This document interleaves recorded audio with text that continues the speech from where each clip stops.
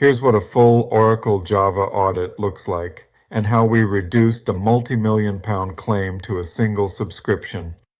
A major pharmaceutical company in the UK received a formal audit notice from Oracle. This wasn't a soft audit. This was an official, contract-backed license audit with Oracle demanding full deployment data across all environments. The client had already run Oracle's scripts before calling us. Worse, some of the outputs showed Java installed on production systems tied to external services. Oracle saw that and went straight for the jugular.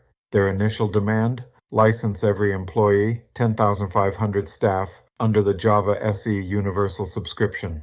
Let's break that down. 10 or 50 month, x 10 through 500, for 110 through 250 a month.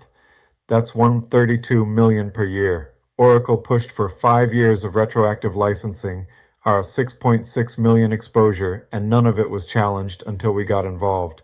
Here's what Redress Compliance did. We immediately stepped in as the lead on all audit communications. We limited the scope of the audit, removing non-relevant systems and pushing back on overreaching data requests. We reviewed the script outputs line by line and proved most Java instances were either non-commercial, OpenJDK, or not in active use. We exposed Oracle's inflated assumptions and narrowed the exposure to a single legitimate use case requiring a license. Final result? The client paid for one subscription and walked away from what could have been a $6 million invoice. Even if you're already under formal audit, it's not too late. We know Oracle's playbook and will protect you every step of the way.